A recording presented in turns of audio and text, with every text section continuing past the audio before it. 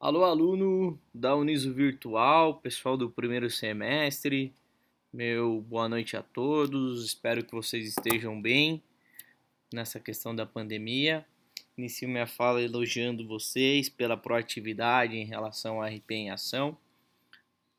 Me parece que está rodando logo de cara de uma maneira um pouco mais feroz, e agora parece que um pouquinho tímida, então solicito o empenho de todos aí para que a gente retome as divulgações e para que a gente consiga conduzir a dinâmica necessária para tudo isso. Eu espero que vocês tenham idealizado uh, a tarefa, bem como aquilo que a gente se propôs na última aula, de assistir o filme O Quarto Poder. Apesar de ser um filme de 1997, ele é extremamente importante para que todos os alunos da área da comunicação, né, tenham acesso, para que a gente possa fazer algumas reflexões, né? Isso é extremamente importante. E aí eu já deixo algumas perguntas que vocês poderiam até escrever no caderno de vocês, né? Que de fato qual que é a finalidade, né, do jornalismo? Qual a finalidade do jornalismo? E condutas éticas e profissionais. E ainda por último, acho que daria para a gente anotar aí, né, sensacionalismo barra audiência. Bom, é, é importante que a gente tenha em mente que essa é uma realidade do filme norte-americana, né? Eu confesso para vocês que eu não sei se nos Estados Unidos normalmente tem telefone público dentro do banheiro, mas nesse museu tinha, talvez até por uma questão de emergência, enfim. Bom, primeiro, gostaram do filme? Eu sou apaixonado, eu tive acesso a esse filme na faculdade, na universidade, logo no meu primeiro semestre também, né? Para poder entender um pouquinho da massificação da informação, do sensacionalismo, da cabeça do jornalista. E o primeiro ponto que eu chamo a atenção é que a gente tem que entender que o jornalista é um ser humano, né? Então, todo ser humano, ele está sujeito a falhas, só que dependendo do tamanho da falha, na profissão que a gente escolhe para seguir, no caso aqui, englobando todas as áreas da comunicação, né, a gente pode deixar grandes prejuízos para uma parcela considerável da sociedade ou de uma família e até mesmo de uma cidade ou de um estado e assim por diante. Bom, apesar de se passar nos Estados Unidos, eu queria trazer para a realidade do Brasil rapidamente para que a gente entenda que a imprensa no nosso país ela é chamada de quarto poder. E eu queria saber se vocês entendem por que é chamada do quarto poder a imprensa no nosso país. Então, para isso, de uma maneira bem básica aqui, né, nós temos, desde firmado na Constituição de 88, três poderes, então, constituídos, né? O legislativo, o judiciário, o executivo. Uh, Esses três poderes, a Constituição fala que eles precisam ser independentes, porém, entretanto, harmônicos, né? No legislativo, nós temos os senadores, deputados e vereadores. Lembrando que os senadores e deputados federais se encontram no Congresso. O Congresso é formado por duas casas legislativas, o Senado e a Câmara dos Deputados. Isso é o Congresso Nacional, que fica em Brasília, nós temos a Assembleia Legislativa, que ficam os deputados estaduais, e os vereadores nas câmaras municipais. A responsabilidade, uma visão mais míope, do legislativo são duas, né? A produção de leis que regulem a vida, né, em sociedade, e principalmente, um ponto muito interessante, muito forte, a fiscalização das ações do executivo. Fora isso, nós temos o judiciário, e aí é ele quem vai solucionar pendências em relação a interpretações da lei, problemas que não são resolvidos administrativamente pela sociedade, né, que são judicializados, casos e até dúbio entendimentos entre o poder legislativo e o poder executivo. Em Brasília nós temos os ministros, nos estados, né, os desembargadores, nos TJs da vida, né, nos tribunais de justiça. E no município nós temos a comarca, que é um órgão estadual, as comarcas, né? Mas aí encontram-se os juízes. Uh, o, o bacana é que o Poder Judiciário ele fala que a gente sempre tem três verdades. Isso a gente já consegue amarrar alguma coisinha com o filme. A verdade da defesa, a verdade da acusação e a verdade dos fatos mesmo, que é o que os juízes, desembargadores e ministros, né, tentam chegar. Então, corre-se o risco até de a gente ter quatro verdades, sendo somente uma a verdade absoluta daquele caso, que aconteceu, enfim. E por último, nós temos o Poder Executivo, esfera nacional, né, o presidente, estadual, governadores, e no município, os prefeitos. Então, ele tem a obrigação, né, de administrar esse ente público, né, e executar o orçamento, ter responsabilidade com os orçamentos.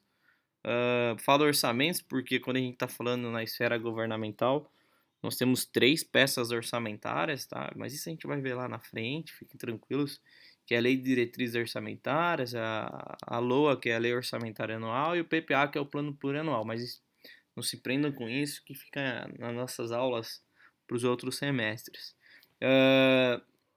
E aqui no nosso país, a imprensa é chamada, né, do quarto poder, principalmente por essa questão de influência e seu importante papel de fiscalização. E aí, fazendo uma análise, a gente já começa a entrar nessa esfera do filme com a primeira pergunta, né? O que será que vende nos jornais?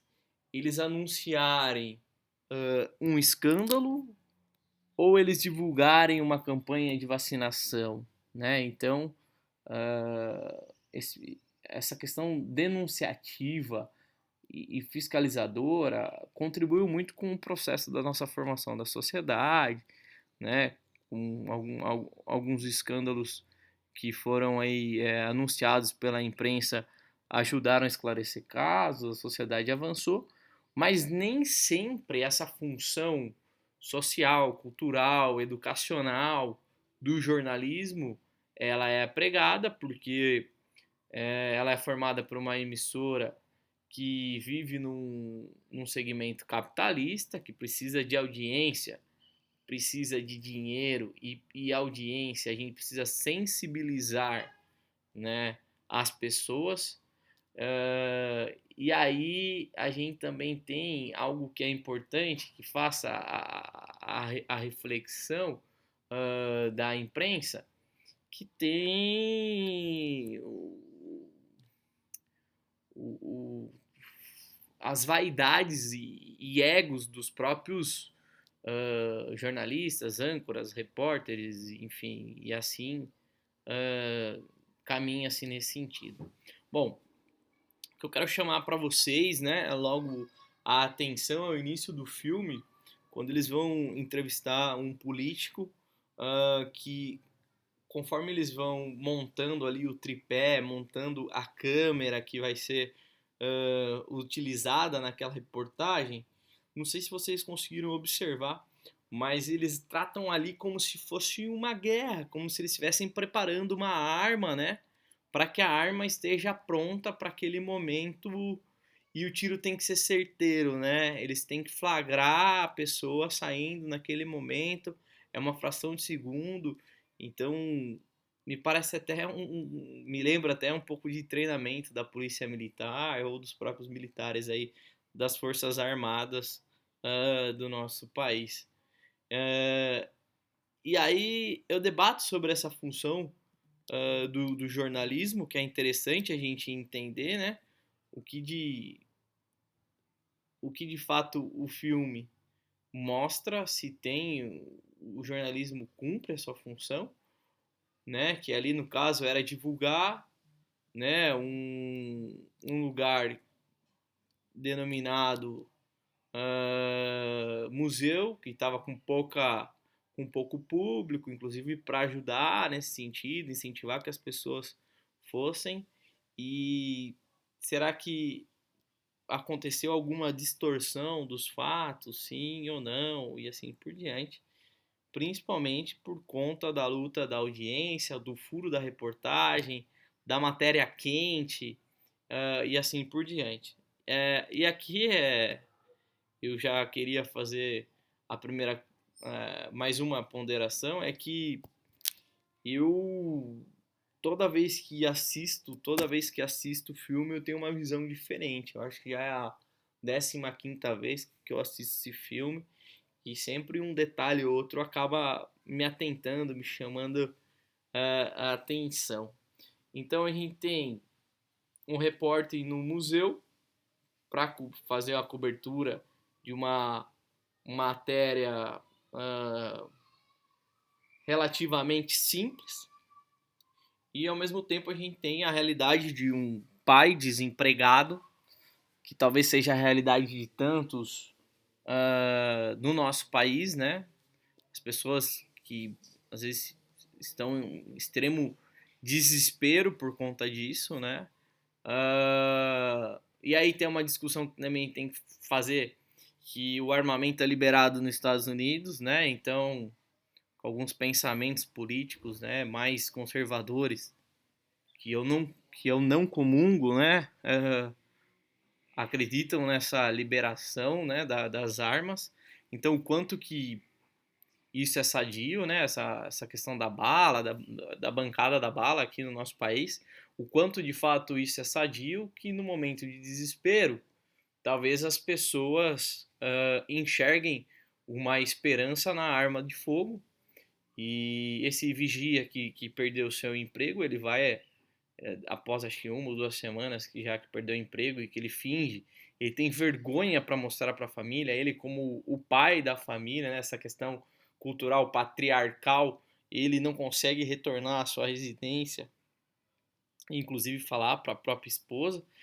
Você vê que ele teve problemas, conforme você vai assistindo o filme, que ele já teve umas outras dificuldades na sua própria formação e que talvez o sistema educacional não contribuiu para isso, né? Para que ele superasse, inclusive, alguns medos, enfim. E aí ele chega no momento de desespero e mostra uma arma, né, para a diretora, o presidente do museu, porque ele queria ser ouvido, ele queria dialogar, ele queria conversar, ele queria pedir mais uma oportunidade para que os seus filhos não passassem fome e assim por diante. Então tem um apelo muito forte, o filme tem um apelo muito forte também nessa outra ótica, nessa outra leitura que eu acho que é importante que a gente permeie. Uma outra pergunta que eu queria fazer para vocês é se o Max é RP em algum momento. Quando, após ele ter armado todo aquele circo, ele protege ou ele direciona para que a opinião pública fique do lado do Sam, né?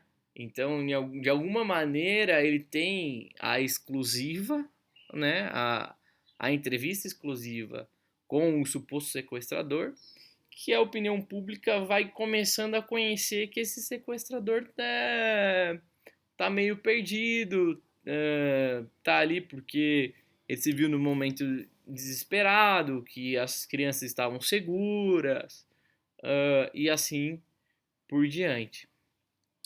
No Brasil, a gente teve uma experiência muito parecida no ano de 2008, né, que é o caso Eloá, né, que o Lindenberg é o ex-namorado da Eloá, e por uma questão de não aceitar um término de namoro, enfim, ele acaba deixando em cárcere privado a Eloá e uma amiga dela por 100 horas, e as duas são baleadas e acabam morrendo.